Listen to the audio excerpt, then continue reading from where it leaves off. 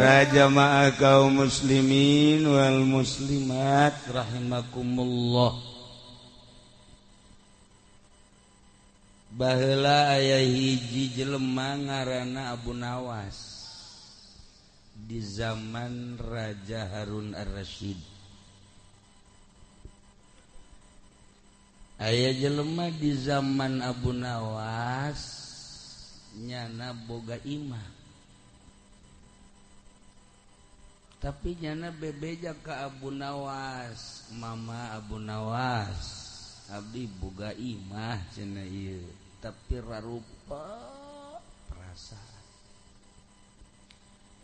Di imah teh teu jembar. Kan aya teu jembar mah duit boga ku bogan aya teu jembar mah rupak bae. Pamajikan kurang kumaha. Gede demplon tapi air rupak mah kadeleuna kuru kan na ieu rupak perasaan kos Mah Haji Pendi di imah wah imahna teh lega kamarna ge loba lantaran rupak pikiran jadi rarasaan teh imah teh kos kandang embe padahal mah lega imah eta rupak. Mama Abu Nawas abdi teh rarupak amat kumaha ieu teh coba jalan keluar. Oh babari cek Abu Nawas kubata meuli embe bae 15. Aju asupkeun ka jero imah. Insyaallah cek nyana bakal ngeunaheun. Meuli embe sabaraha 15. Dilaksanakeun lantaran Abu Nawas mah tu kiai. Nurut pan ka kiai mah ja kiai di tahun kuari mah loba nu ngabohong ya kiai ge. Atuh kiai teh raja bohong kuari mah. Tapi lain di dieu. Di belah ditu saeutik lah.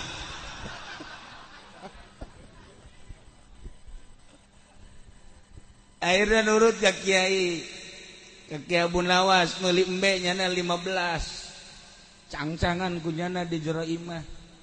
Waktu ngising didinya kiih didinya embe geus menang sapeting kaduana oh caknya pohar amat ya. Tambah rupak teu tambah embe 15 atuh bebeja deui ka Kiai Abu Nawas kiai kumaha imah aduh masyaallah tata dimna cenah cekna rada ngeunaheun be can aya embe mah barang aya embe mah kuari rarupekna tambah gampang meuli bebek. Aju teu di jero kamar. Akhirna meuli bebek nyana. Ulah saeutik-saeutik 50 100. Tenden bebek. Wah, di dieu embe-embean di jero kamar wek-wek-wekan. Rame di jero imah. Menang sapoe dua poe bebeja deui ka Kiai Abu Nawas. Kumaha? Jembareun teh ayeuna. Tambah kredit kamari mangan bau tai embe doang kuari tambah jeung tai bebek coba jalan keluarna kumaha meuli kotok cekna bangsa 50 mah teundeun geus di dinya hijikeun dibelikeun kotok diteundeun dinya embe 15 atuh bebek 50 kotok 50 tinggal nyana bae aing cicing di mana ieu cek akhirna budak sapoe dua poe kan tambah ku teh kotok bebe jadi ka Kiai Abu Nawas Kiai masyaallah jakna ieu imah-imah lain jembar ja orenganan kiai mah kiai bae aya pituduhna salah mah jakos kieu cek Wawaka nyebutkan salah kiai man mondok caknya teh urus kitab laon jadi aji malah makamali ilu pilpres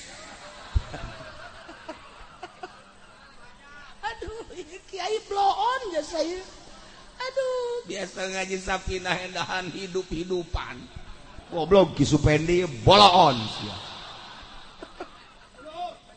kuluhum sia tuh kunaon lain ngaji enahan jadi jurkam gitulah di akhir zaman mah kiai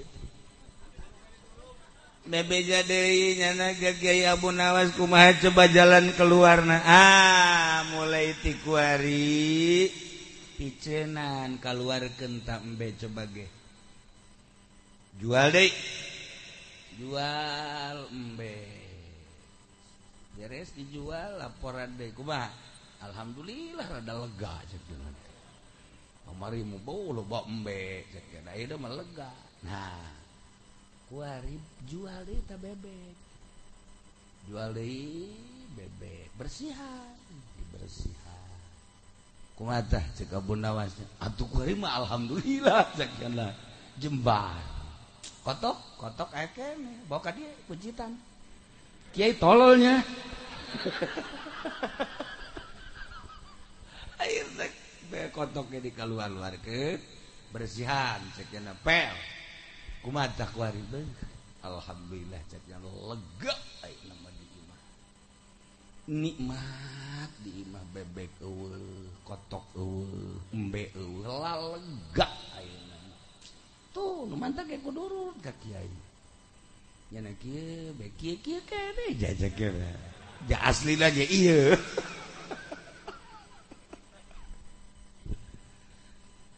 bebeja deui ka Kiai Abu Nawas ieu mah balik deui cek jana ka aslina ai maneh dasar bodoh eta teh lain sakadar sakitu tafsiranana hayang jembar teh kumaha urang ngasupkeun panyakit ka jero imah urang nu ngaluarkeun panyakit ke urang urang teh dijadikeun jelema jadi pedagang dek ngamajukeun dagangna urang dek ngamundurkeun dagangna urang urang jadi pamarentah dek ngamajukeun ke pemerintahan urang endek ngabok-brokkeun pamarentah ge urang urang jadi kiai dek ngasup-ngasupkeun masalah ka jero hate urang dek ngajembarkeun hate ge urang horeng hirup teh kumaha urang jadi lamun urang kurang bisa nah ieu hirup bakal kajungjung kadorong terus ku kahayang-kahayang nafsu maka tugasna urang mimiti ngaji geus ngaji make tapi di jero make nu kudu dibersihan teh ieu kolbu urang sebab kadeuleu nama salat make sorban make jubah horenganan hayang ka alem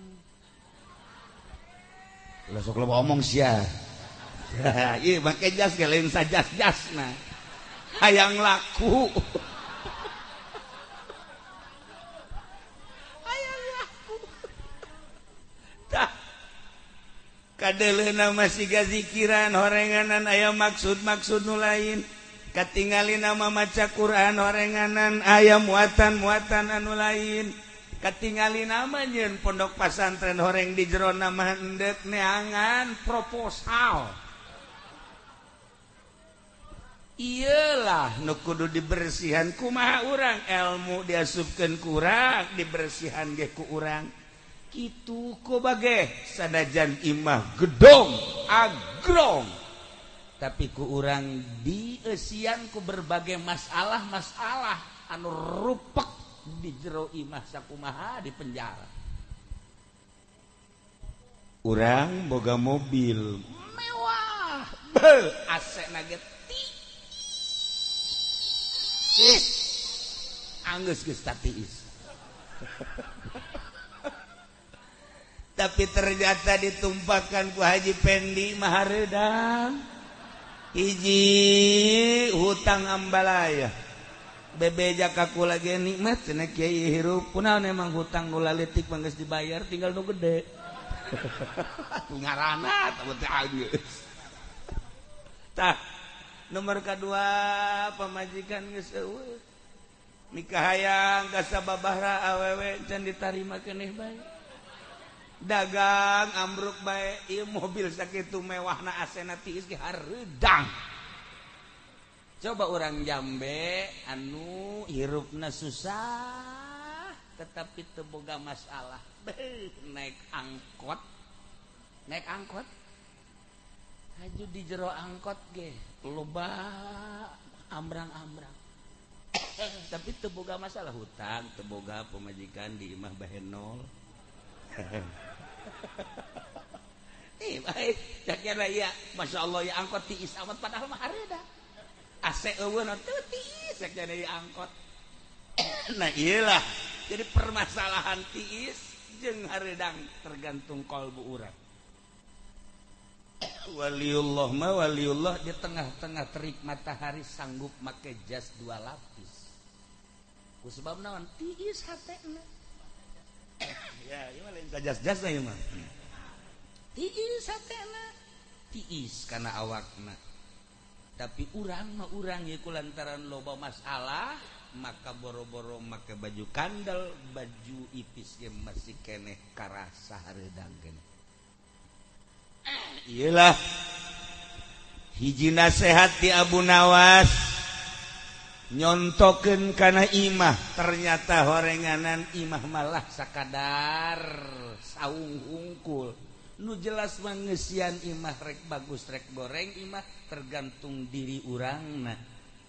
Komo imahna bagus cara ieu, aju urangna sehat, aju pikiran urang sehat, kolbu urang bersih. Atuh ieu mah sorga ngaranna ieu. Ieu mah sorga. Nah gitulah para jamaah kaum muslimin wal muslimat rahimakumullah. Loba nu ka imah boga pabrik, orang Korea boga pabrik pepegatan jeung pamajikanana. Kurang kumaha mewahna pabrik atuh dunia teh kurang kumaha tapi pepegatan jeung pamajikanana. Aya pejabat, geus teu kudu dicaritakeun luar biasa bela. Nah, ka imah pepegatan jeung pamajikanana kurang naon, gagah aya di nyana, sugih aya di nyana, jabatan aya di nyana, tapi pepegatan. Ka imah ngan sakadar ngeluh jeung ngeluh bae. Tapi barang haji Supari mah datang seuseurean bae nya mah. Boh, atuh asal boga jamaah 50 bae terbang nya mah. Senang we nu aya. Itulah para jamaah kaum muslimin wal muslimat rahimakumullah. Kalbu urang nu penting kudu dibersihan. Henteu saha ngabersihan hate mah. Apakah orang petani, apakah orang pejabat, apakah orang karyawan, apakah orang kiai. Lamun geus kalbuna bersih, dunia terasa nyaman, kapanggih jeung saha bae ge indah. Kadeleuna pamajikan ge padahal mah hideung putih kadeleuna. Sebab masalah. Tapi lamun urang boga masalah pamajikan bahenol putih kadeleuna hideung. Jadi eta orang memandang pemajikan ge tergantung diri urangna. Lamun diri urangna hatena sehat, pemajikan masya Allah gelis amat, cek urang ge masya Allah, padahal mah menyon. Tah ieu para jamaah kaum muslimin wal muslimat rahimakumullah. Nah, jadi ieu geus si imah teh, imah mah hanya sebuah bangunan. Nu penting aya rohna imah adalah nu ngeusi imah adalah sebagai roh imah. Lamun kolbuna bersih bakal jembar, bakal lapang, bakal tenang. Mantap urang doakeun nu bakal ngeusi imah ieu putrana ngaranna Sofia Hazami, mudah-mudahan dibere tentrem, dibere adem, dibere bersih hatena. Kan aya geus bersih hatena mah nyana bisa ngadidik kurang dieu, nyantuni yatim piatu jeung sajabana. Jelema loba nu sugih tapi mumusuhan jeung yatim piatu. Musuhna leuh yatim teh peureum nyana mah. Pan aya Haji Supari mah asal leuh yatim we. Nah, ieu geus umur sabaraha ieu Neng? Masyaallah. Umurna ieu sabaraha? Yatim nyana asal aya yatim parawa ditanya ku nyana.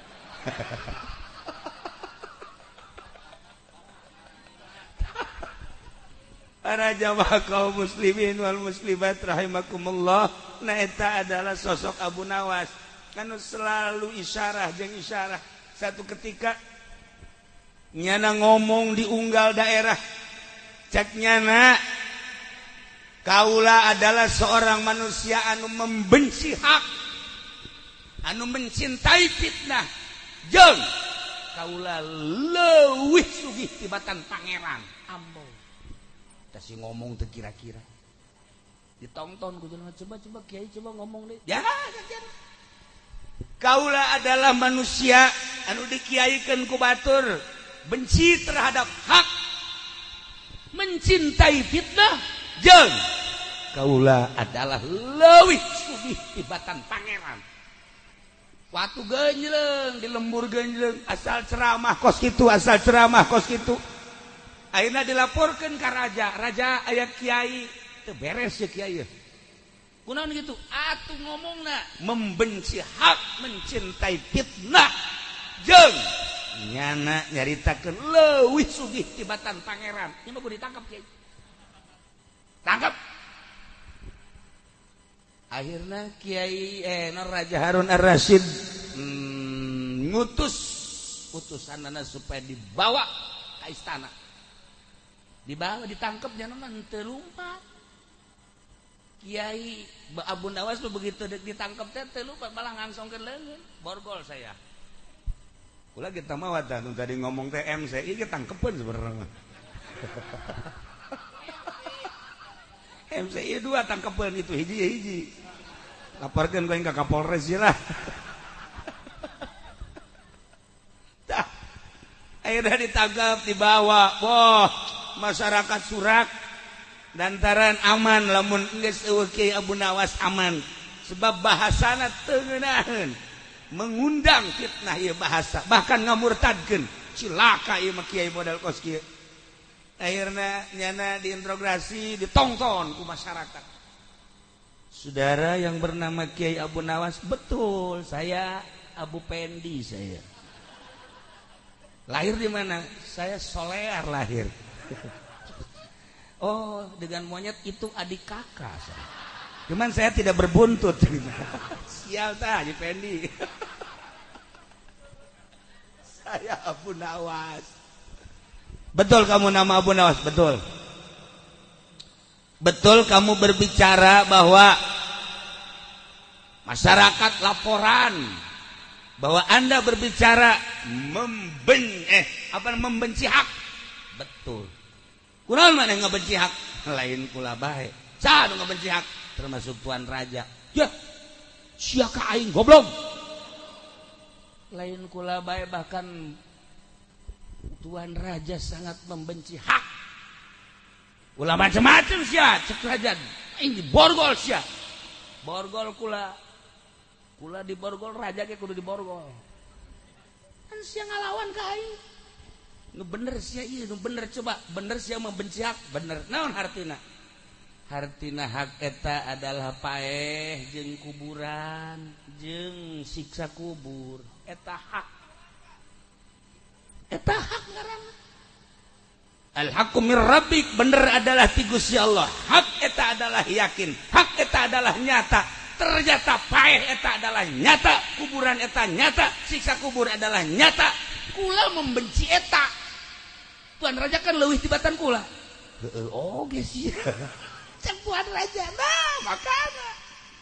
Jadi kula membenci hak eta eusina hak adalah paeh. Kula encan hayang paeh.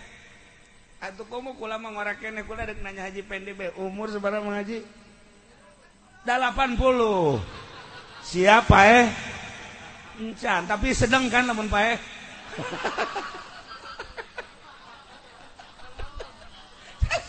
Didoakeun ku urang dia lain deuk dikawinkeun.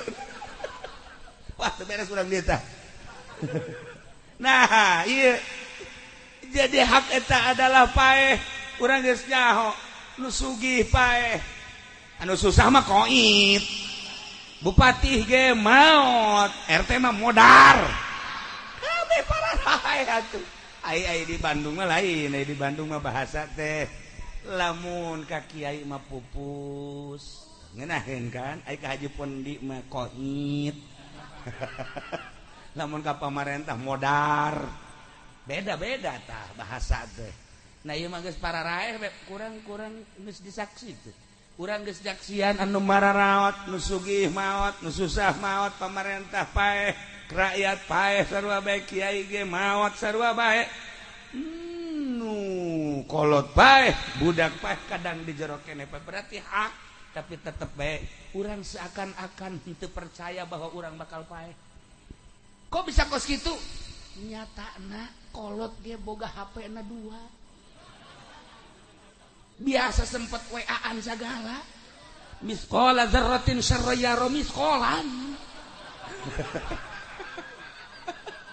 Ieu kan tanda bahwa nyana teh teu percaya bahwa dirina bakal paeh.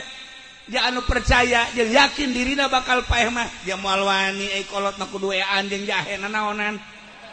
Nah, ieu tanda jelema blon.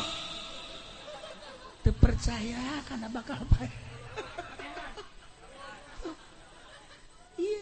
Boro-boro naon diri urang di masjid mah di masjid salat hampir teu betah wiridan teu betah salat sunah teu betah komo zikiran maca sholawat mah teu betah tapi di hareupeun televisi mah berjam-jam betah jasa. Nah iyalah tertanda urang teh hampir teu percaya membenci hak kitu keneh urang geus maot urang sering nganterkeun mayit ka kuburan. Ya Allah ya Rabb, imah nu sakieu agrengna, imah nu sakieu gedena, isuk pageto bakal ditinggalkeun kan ku urang, kurang hanya semeter leuwih saeutik, kumaha jangkung pendekna bae. Di haji pendek geus ngajengkalan sorangan nya mah. Sabaraha haji? Jengkalan. Nah iya. Eta imah urang nu aslina mah kan eta. Tetapi hampir orang siga nu teu percaya bahwa orang teu bakal kitu. Di antara kadeuleu teu percayana di lembur kos kieu ge di lembur kos kieu ye lembur imah leuweung nu mabok ambalaya. Baheula mah urang mun nyarita nu mabok teh di Grogol. Baheula teh urang mun nyaritakeun anu mabok nu zinah teh di Cililitan. Mun di Bandung mah tuh di kebun kelapa Cicaheum. Kuari mah di Jambe, di handapun tanggal Jambe malah. Nu mabok, nu zina, nu judi di mana baik. Masya Allah karim. Ingat kula maka Gus Dur baik ketika era globalisasi HP rasanya belum siap Indonesia untuk diglobalisasikan. Sebab naon? Sebab kan siga anu kaluar ti gedogan. Jepang mah siap, Cina mah siap sebab geus terdidik. Begitu di Indonesia asup apa era globalisasi bener baik nu tadina budak laletik ba'da magrib ngaraji kuari geus kararieu bae kararieu baheula mah lamun boga anak di jero kamar bae indah urang anak aing ti lokal mana hebat masyaallah indah kuari boga anak di jero kamar bae sing hadade sia kararieu bae digerokeun geus strek. Heeh, kolot teh hei sia di kamar bae, horeng kolot teh sarua kieu bae deui tolol. Tolol mah anak jeung kolot teh agar oblong kabeh. Teu kumaha coba. Ye, neangan coba urang kiai nu teu boga HP hese. Neangan ku baca tokoh masyarakat nu teu boga HP hese. Aya di Jambe teu boga HP, encan kabeuli doang tah mah. Lain waro. Nailah para jamaah kaum muslimin wal muslimat rahimakumullah isuk pageto bakal aya azabil qabri na'udzubillah min dari eta hak urang percaya ke Allah percaya ka Kangjeng Nabi Muhammad sebagai Rasulullah sallallahu alaihi wasallam percaya ka Kangjeng Nabi percaya kana ma akhbar bi naon nu dicaritakeun ku Kangjeng Nabi di antarana nu dicaritakeun ku Kangjeng Nabi pertanyaan malaikat munkar nakir aya azabil qabri aya naimul qabri urang percaya geus atuh radap perandapan geura diri urang awak sia lamun isuk pae coba awak geus boga amal naon ketika malaikat munkar nakir nanya bisa moal sia ngajawab terus lamun teh mah disiksa di jero kubur kuat tah henteu sia awak.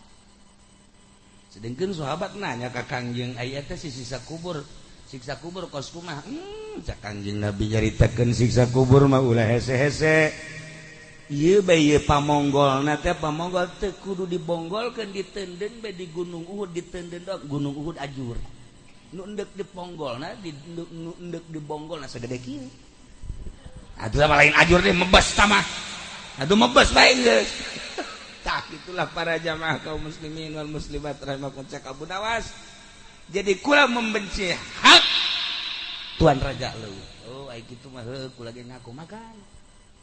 Nomor kedua, maneh cenah ngomong bahwa maneh teh adalah mencintai fitnah. Bener tante, bener.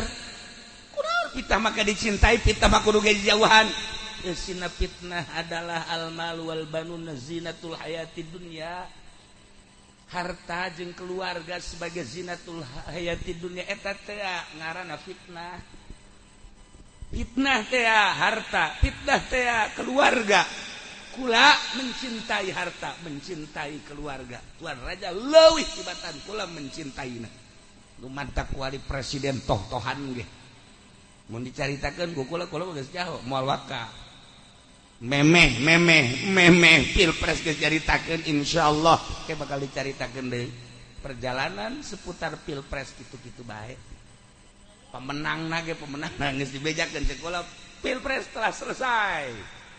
Padahal mah milih ge encan seperti eta lah kuari teu kudu dibejakeun fitnah tah baheula mah kiai teh ya kiai ngadoana ieu tah Allahumma inni as'aluka fi'lal khairat wa tarkal munkarat wa hubbal masakin wa idza aradda bi ibadika fitatan faqbidni ilaika ghairu maftunin eta doa para kiai salafus sholihin Allahumma inni as'aluka ya Allah abdi nyuhunkeun ka Gusti fi'lal khairat pagawean nu baragus wa tarkal munkarat ninggalkeun bangsa kamunkaran wa hubbal masakin jeung cinta ka para miskin-miskin wa idza aradta di mana Gusti mengharapkeun di ibadika ka hamba-hamba Gusti fitnatan fitnah faqbidni Gusti abdi mah cabut bae lah ulah kena fitnah tuh ulama-ulama baheula mah menta pae ketika aya fitnah kuari diaradu santri jeung santri kiai jeung kiai ustad jeung ustad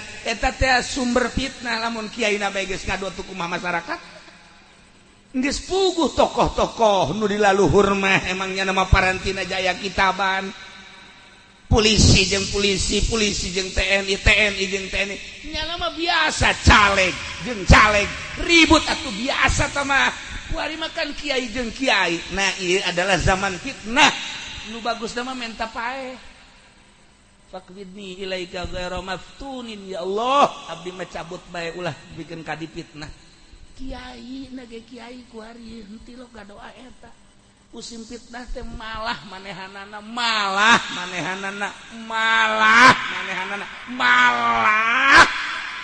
naon sih geus tah bali caritakeun sebagus aya dihara TNT kabehan Pak nah lamun kiai baheula diundang ku pamarentah teh gering baheula mah masyaallah guru-guru urang lamun diundang ku pamarentah gering kuari mah keur gering diundang ku bupati cager tah ieu kepalana ieu blon ieu cager iyalah para jamaah kaum muslimin wal muslimat rahimakumullah bersihan geura kalbu urang mah di politik teh teu boga kitab aya bukuan aya kitaban batu mah sakolana ge Pak Ismet bae di Belanda baheula Zaki kuari sakolana di Australia baheula teh atuh gubernur urang sakolana ge di luar negeri ari urang sakola SD ge henteu haju cacampuran dina urusan nagara masyaallah karim ngan sakadar jadi kokoset doang kokoset mah koset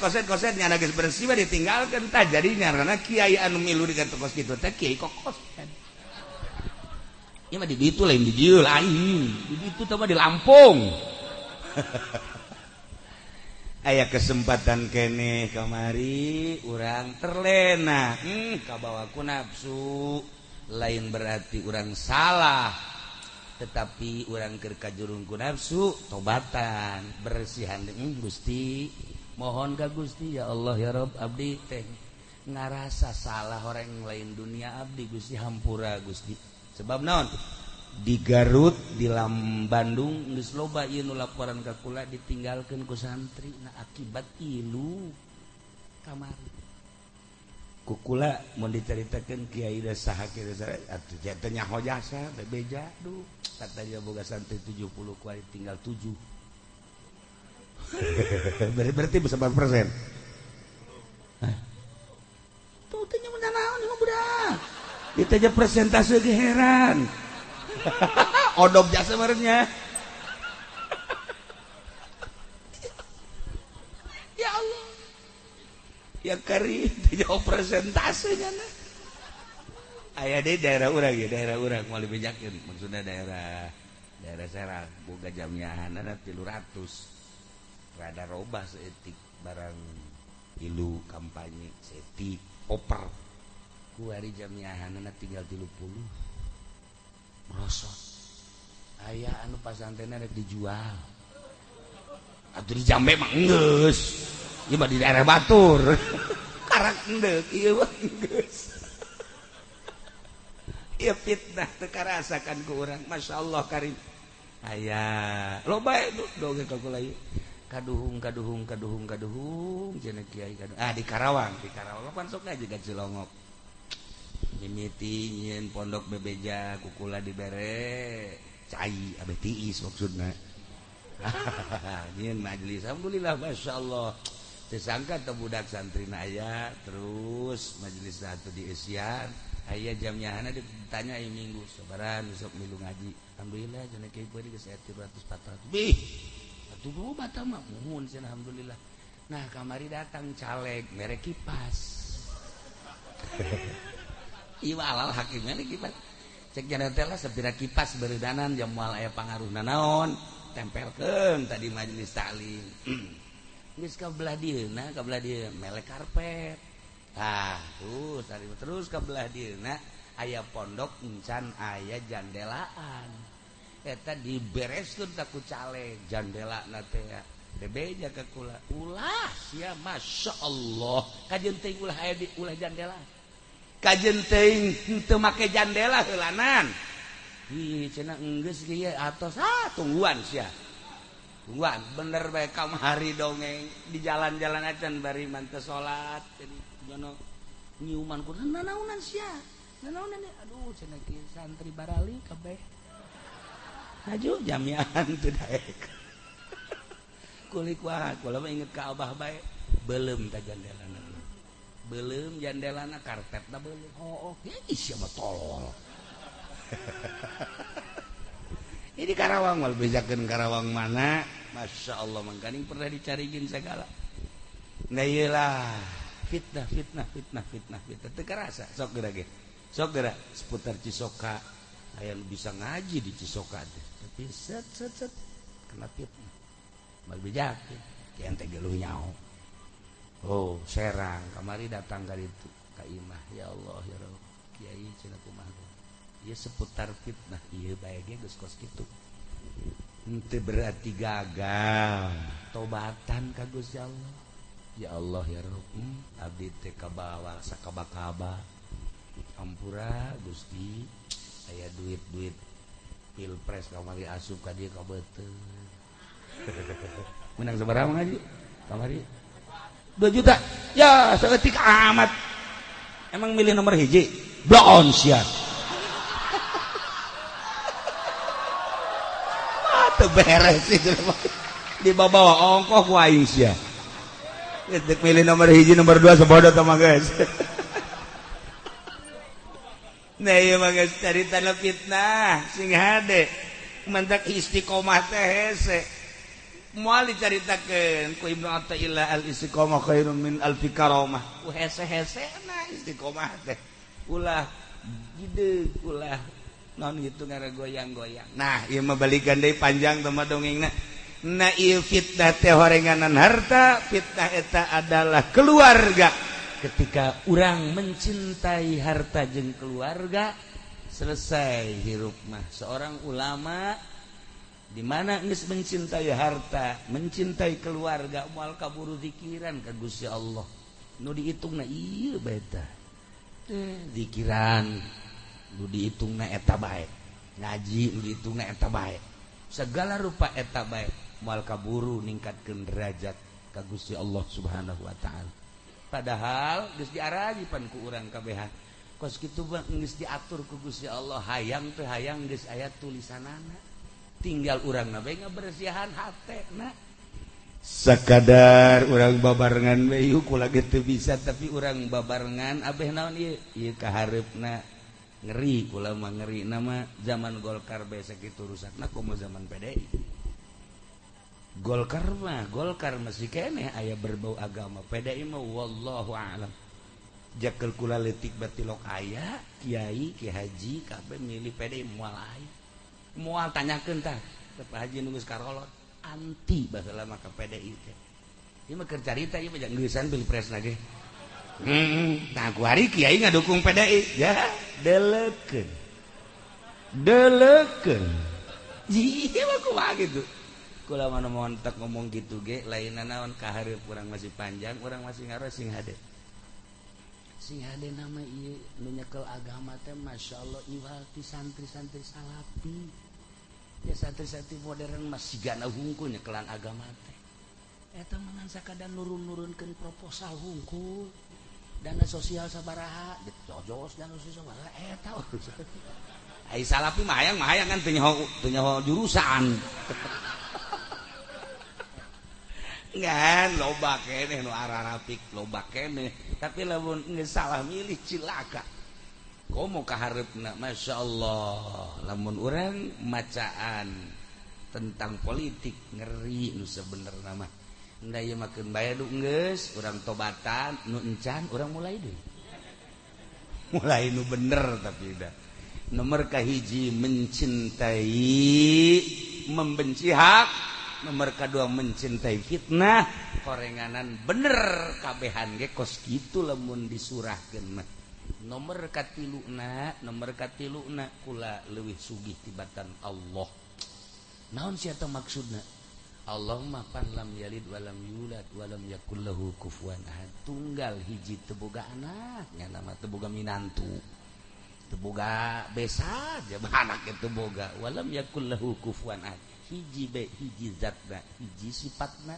hiji itu naon ngaranna sifatna asma-asmana jeung sajabana nah tunggal be hiji kula mah boga anak ya kana mantak sugihan kula boga anak boga incu komo si ieu mah anak nu kanyahoan jeung nu teu kanyahoan loba nu teu kanyahoan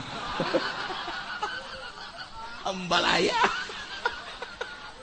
atuh ditanya ku kula jalan ka dieu nyaho kabeh manje pendek disuka nyaho jalan wah tuh nyaho ke jambe ya kecil pan nyaho kabeh orang potonganna ambalayah di dieu ih nyolong bade ye jelema ye Dailah para jamaah kaum muslimin wal muslimat rahimakumullah begitu ditanya ku Raja Harun maksudna coba kumaha maksudna hiji kula ngahudangkeun umat supaya ingat kana maut, ingat kana kubur, ingat kana siksa kubur.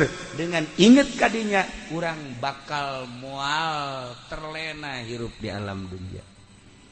Nomor kedua, supaya ulah terlalu mencintai dunia jeung keluarga. Sebab mencintai dunia jeung keluarga ieu bakal jadi hijab kasalamatan ka Gusti Allah. Akibat mencintai dunia urang ulah nanaon hayang jadi lurah bae dibelian hulu jelema. Dibelian hulu jelema eta kakara kaya jadi lurah aku mau jadi presiden. Urang lamun dikalkulasikeun eta Jokowi beakna sabaraha teh. Sabaraha teh eta mah. Urang nyaho ngaran teh nyaho rupa teh. Teh nyaho urang mah miliar teh ieu 100 juta ge can pernah boga. Dan pernahnya ngegeter pun boga 100 juta. Artinya santri mah iraha tuh boga di 10 juta sih buat jasa perasaan. Nah, batur mah geus tetean. Nah, eta kan nafsu jeung nafsu. Lamun geus berangkat tina meuli lurah bae ge meuli jelema berarti mal beres ka dituna. Bupati beulian jelema moal beres ngalaksanakeun, presiden mealian moal beres ka jeung kumaha ge. Sabodo teh urusannya ngan berarti urang hirup di zaman fitnah. Sakitu udah dimaksud ku Abu Nawas teh terlalu mencintai dunia jeung keluarga bakal kahijab ka Gusti Allah. Terakhir cek Abu Nawas maksud kula supaya jelema nyaho ka pangeran teh anu maha tunggal dina zatna, tunggal dina sifatna, tunggal dina af'alna. Tah lamun kukula teh dikitukeun masyarakat bakal moal hudang. Komo kuari di negeri Indonesia, Masya Allah karim. Kristen geus ambalaya, Protestan ambalaya, Katolik ambalaya. Geus nulusup kuari ka perumahan-perumahan, di perumahan ngayakeun kegiatan-kegiatan. Anu ngaran budak mah, anu ngaran Hindu mah, kabelah dia geus ambalaya. Kuari mah urang masih kene loba kiai-kiai isuk pageto.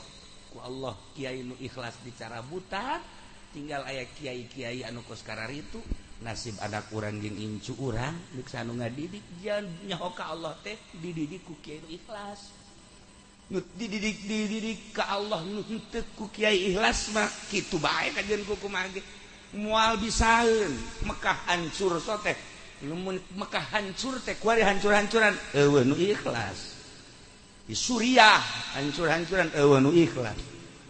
Ketika aya nu ikhlas masih kena adem. Jelema lamun aya nu ikhlas tiis. Urang deukeut aja pendek tiis. Tiis teh mah duit teu boga. Masalah hambalaya. Gitulah para jamaah kaum muslimin wal muslimat rahimakumullah sebagai gambaran jang hirup urang melalui isyarah-isyarah Abu Nawas kula pernah ke Baghdad kebeneran tas perang nanyakeun makom Abu Nawas horenganan ditukangeun hotel cak urang dinya eta ngan acak-acakan keneh itu non berserakan teu bisa kuari mah geus dibangun deui kamari we keur kurap ka Baghdad teu bisa dilalui lantaran acak-acakan dituduhkeun tukangan hotel kula belah itu sekitar 200 meter akhirnya yaitu hadiah di dia di hotel. Nah iyalah Abu Nawas teh lain sembarangan jelema waliun min auliyaillah hirup di zaman Raja Harun Ar-Rasyid tertera dina syiiran Ukudul Juman urang lamun ngaji Ukudul Juman di tukang naloba syiiran Abu Nawas malulu hese dibacana hese dihartikeunana atau hese bae aja urang teu ngaji diaji bente. Oh iya Masya Allah karim. Itulah para jamaah kaum muslimin wal muslimat rahimakumullah. Jadi kasimpulanana coba petakeun diri orang supaya nyaho ka Allah bejakeun pangeran teh hiji Allah ngaranna allazi khalaqas samawati wal ard wa ja'ala dzulumati wan nur. Nah ieu imah teh imah ieu ngan sakadar jang niuhan salila urang hirup di dunia tetapi pangjore-jorena jelema teu boga imah. Naon sebabna manuk manyar dia boga imah. Manuk manyar boga imah, amanya jelema teu boga imah. Kadu batak ieu imah luar biasa deuk nu kumaha bae masalah. Bahkan nyaritakeun imah Kangjeng Nabi mah sederhana. Mun asup ka imah mendek berarti kan handap. Di jerona Kangjeng Nabi mah lain memewahan masalah. Tapi ketika orang nyaritakeun para tabiin aya nu agreng imahna. Sebab naon? Imah teh henteu diaku nu manehanana jang ngaji jeung jang ngendong saha bae nu neuk ngendong. Masalah orang nyieun imah gede tapi jang ngaji. Nampung jang nu ngaji jeung nampung dulur-dulur anu neuk ngarendong oge nu musafir besi nu neuk ngendong nu mantak kula pesen ka Hazami di dieu nya besi aya rangda deuk ngendong asupkeun ka dieu. Atuh jadi fitnah deui bae tah mah kitu. Haji Supari tah mah. Deui urang neuk geus ikeun jelema ge deuleu heula lantaran kuari mah zamanna zaman fitnah deui bae. Kadang-kadang kurang disangka bagus si jelema teh api-api mau buntelan segala rupa aju milu ngendong horenganan Masya Allah naon nu aya dirangkad kabeh ka imah kula aja sering tamu-tamu anu neuk ngendong mangga pernah satu kali terjadi awewe malah mamawa anak mawa buntelan atuh kula mah husnuzon bae kabelah dieuna loba nu leungit geus kan kula teu beja-beja bae kajeun ai hayangeun mah los. Ai hayangeun mah menang 20 poe datang deui. Datang deui nu leugit emas harita teh. Aduh cenah kiai kula maling emas pamajikan kiai. Laju. cek cenah kula jadi teu nyaho jalan. Teu nyaho jalan. Masya Allah. Eta mah kula bebeja ka Haji Pendi, coba mah Haji pangwiridkeun tuh, Pak. Wah, tuh kunyana, emang setengah dukun panjana mah. Eta bagus padol Allah bae. Nah, ieu loba kejadian model kos kitu, urang kadang-kadang husnuzon.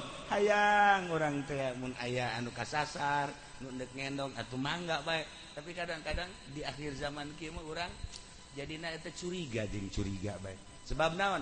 Negara urang negara beriman tapi teu aman. Tapi di Jerman mah negara teu beriman tapi aman.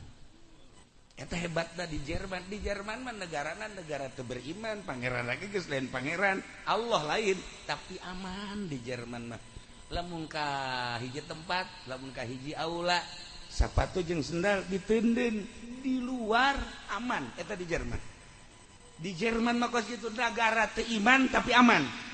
Nu mentak nya mah lamun dahar ge lamun leuwih teuing ditangkep urang di Jerman. Lain lalagaan ditangkep. Urang mesen loba, kemudian teu CF. Sageus teu CF diantep, langsung telepon bae masyarakat atau nu boga restoran. Sebab cek nyana maneh ieu leuwih teuing ge tapi orang miskin sekitarna mah membutuhkan. Mentak ieu teh terlalu kos kieu teh ditangkep. Eta di Jerman. Nah, ya Allah ya Rabb. Di urang mah negara beriman tapi di ka masjid keluar bae di masjid sendal eueuh. Masya Allah, eta mah lain di dia lain, di ditu tuh di Belaraja, barang KTP-na orang Jambe. Beres sih orang Jambe ya. Nah iyalah, kos kitulah para jamaah kaum muslimin wal muslimat rahimakumullah, orang mun nyaritakeun seputar ideologi jeung adat-adat di luar negeri berbeda jeung di urang. Carita urang di Jerman, carita urang di Yaman, carita urang di berbagai negara. Jeung di Indonesia jelema sopan santun luar biasa, tetapi cuma comotna beuki. Alhamdulillah. Da iyalah. Urang gadua asup ka masjid ka dieu tah ka Al-Azham, asup ka Al-Azham. Atawa di dieu mah di mana ngaranna? Al-Amjad. Urang asup ka Al-Amjad teu khusus salat. Mikiran sendal. Para jamaah kaum muslimin wal muslimat rahimakumullah. Nah iyalah balikan deui imah pek dek nu kumaha ge masalah asal niat. Hiji niat dajang ibadah. Mun aya nu ngendong dulur-dulur manggakeun, musafir kitu keneh. Kitu cek piki eta teh. Kemudian urang dipake ngaji. Geus urang henteu kapanasan, urang henteu kahujanan, dek salat nikmat, dek maca Quran geunaheun, dek dikiran maca tasbih tentrem. Nah iyalah sebuah rumah, baiti jannati, rumahku adalah surgaku. Eta teh maksudna nu ngeusina ulah boga problem. Nu ngeusina cara Kangjeng Nabi urang, Kangjeng Nabi Muhammad sallallahu alaihi wasallam. Tina urayan ti awal tentang sebuah rumah, tentang kitu urusan-urusan nu dicaritakeun ku Abu Nawas tadi, eta adalah sebagai mauizah jang diri urang. Coba ku urang diteliti jang supaya hate urang bersih. Nu ngabersihan hate urang lain guru mangan sakadar mere jalan-jalan hungkul. Urang ulah ria, ulah ujub, ulah takabur, cak guru di berbagai kitab, tapi anu ngalaksanakeunana tetep urang lalaunan menta gerak ka Gusti Allah, ja urangna ciptaan Allah, nu nyieun nafsuna ge Gusti Allah, enta ka Gusti Allah. Ya Allah ya Rabb, lapangkeun dada abdi, bersihkeun coba hati abdi teh hayang ulah aya hahalang antara abdi jeung Gusti. Engkena bakalna hudang ti peutingna ye hudangna ngeunaheun.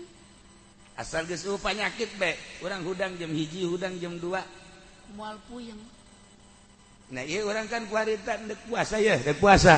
Nah, ieu puasa teh kan tapa aslina puasa mah kan tapa, teu dahar teu nginum teu jima ti beurang.